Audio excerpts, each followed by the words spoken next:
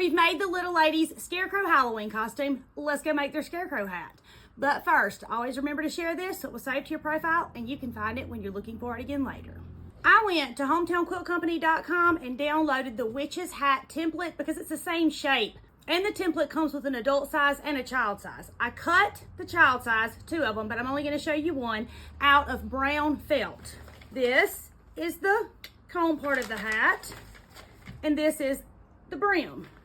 So this is the cone part of the hat. I want to add some patchwork pieces like I did to the front of the little jumper dress. So I cut these 2 patchwork pieces, and I'm going to sew them on there just like this. I'm going to straight stitch around it just on the inside. I'm using a straight stitch because I want them to fray. I want it to look like it's patchwork and been outside in the weather. So I'm going to straight stitch this. And I'm just using white thread, but you can change your thread color if you want to.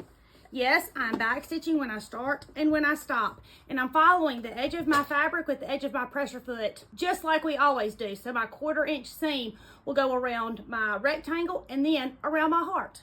You don't have to put these patches on there if you don't want to. I obviously did because it matches the dress and it's super cute. This rounded off part is the bottom of your Scarecrow hat. I should have told you that. The bottom part of the cone, and this that leads up.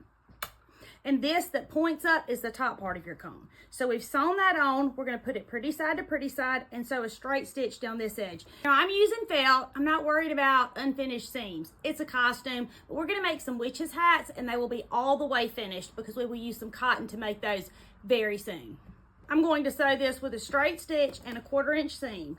Back stitching when I start and when I stop because my grandma said so. The felt will not fray even though it has a raw edge. We've sewn the top of it. Now we're going to turn it right side out. Oh, this is going to be so cute. I cannot wait.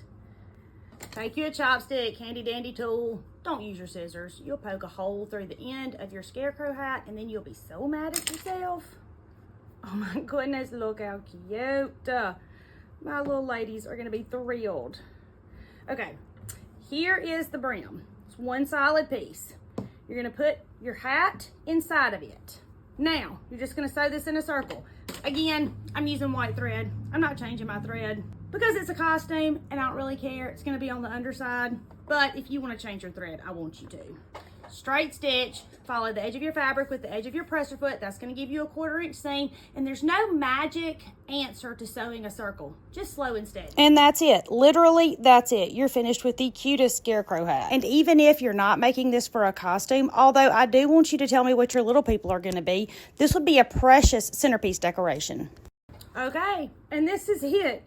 You have just made your little people's Scarecrow hat to go with the most precious Scarecrow costume. Now, could we add some straw to it? Probably. Am I going to? No. So my little ladies are going to wear these costumes all day long at school, and I don't want the straw to touch them anywhere because I know it's just going to be pokey.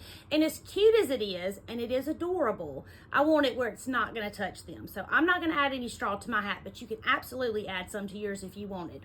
Now you go make yours, and I'm going to go make my other one. My name is Tammy. I'm your favorite sewing teacher, and I would love for you to come sew with me.